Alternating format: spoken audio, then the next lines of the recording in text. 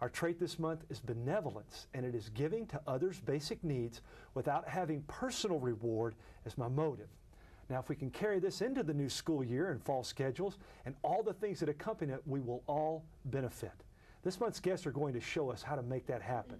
As we welcome our guests, I would again like to thank Chick-fil-A and owner Jeff Stryker for donating Chick-fil-A memorabilia, and Landsbrook Dairy Queen owners Dee and Avery Hoskins for donating a value meal to all of today's participants. It's a pleasure to welcome this month to Character Matters, Mr. Jim Connell, Executive Director of the Lexington Rescue Mission. Jim, thank you for being with us and welcome. Good to be here. Now, according to our definition there, benevolence is something that we all love to see, but it's not always that easy to learn. You're going to help us with that. So let me start by asking you this. How have you learned benevolence? First of all, I try to remember how important the benevolence of others has been to me in the past. There's a number of times when I've received mercy and grace from others, and I need to reflect on that. That life is so much sweeter because of the benevolence of others to me. Go ahead.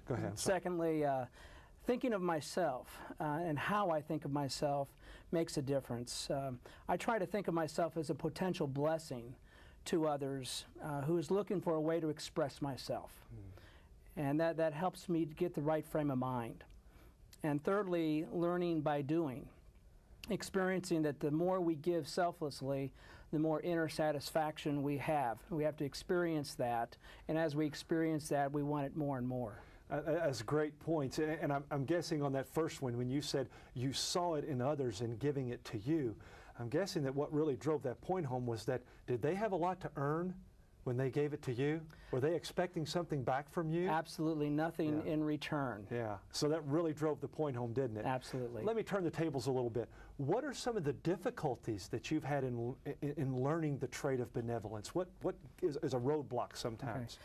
One of the roadblocks is expecting something in return. Even if we don't think we do, sometimes we do. We're looking for that sense of gratification. We're looking for something in return, and really there needs to be a no strings attached attitude. So that's one of the blocks. Secondly, giving something other than what is truly needed. For example, somebody comes to me on the street and asking for cash. They may in fact need a meal and not cash.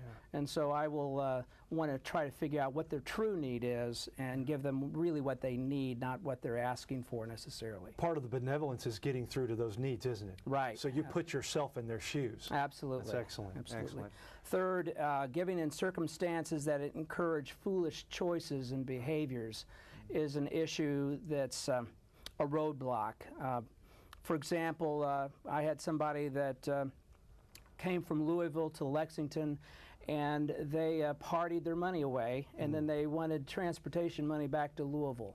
It wouldn't have made much sense for me to reward that kind of behavior. Yeah, very good. And then fourthly, overlooking the responsibilities of others. Families have responsibilities, churches have responsibilities, friends have responsibilities, and sometimes we avoid looking at those people who might have a greater responsibility to meet the need than we do. Excellent. Now, you mentioned also in the first question that I asked that examples of people doing it to you really helped you, that modeling. And we talk about that often on this show because that's often how character is caught rather than taught. That's right. What were some of the greatest examples for you that you can share with us, the people that really made the difference? One of the greatest examples was when I moved to Lexington to start the Lexington Rescue Mission.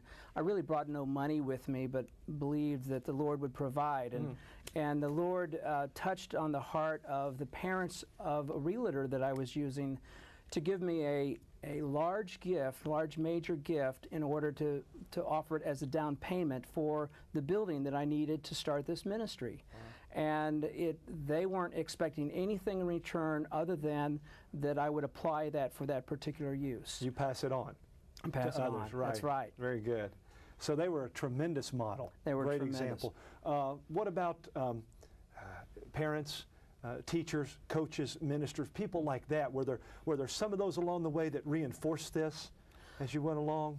back in 1975, when I was a little bit more foolish, I hitchhiked to California with a friend of mine, thinking that there were more opportunities out west than they were where I was at. Wow. And I really felt that the people that picked us up for a ride weren't expecting anything in return. How could they? They may never see you again, right? That's right. Yeah. And so that kind of hit home to me. Wow. That was benevolence.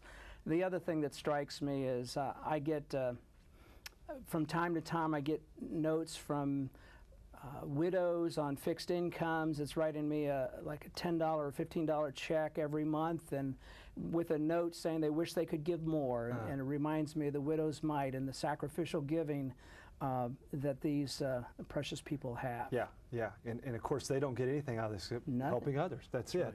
As we kind of wind this down, your role, and you've already alluded to this some, in your role, what do you see? Where do you see benevolence fitting in? You're the director of a rescue mission. Tell us in just a couple of minutes a little bit about that and why benevolence is such a significant trait in that. In my role as director of the mission, we have money set aside from time to time to help people that have back rent to pay or are behind on their utilities and facing cutoff on utilities. So we get calls on a regular basis, and we have to sort through the facts and some of those and other make things you've mentioned determinations. about responsibility and decision making. Right. Last year, for example, 300 families were helped, and we had to make a lot of decisions. Some, yes, we will help. Some, no, we won't. Some will assist if they do their part in the assistance process. And so we've had to work a systematized type process in order for us not to play favorites, in order for us to verify the needs and consider whether our actions are helping or hurting. Yeah. Well, and gosh, your example and your words have been great. You do this every day. But not only do you have to be benevolent, you have to be considerate and concerned about whether that benevolence is really doing what it's intended to do, not rewarding the wrong action or things like that, and that happens. And so I want to thank you for taking the time. You've set a great example, and you've motivated and inspired me to continue to work on giving without expectation. So I want to thank you for sharing with us here on Character Matters. It was my pleasure. This month.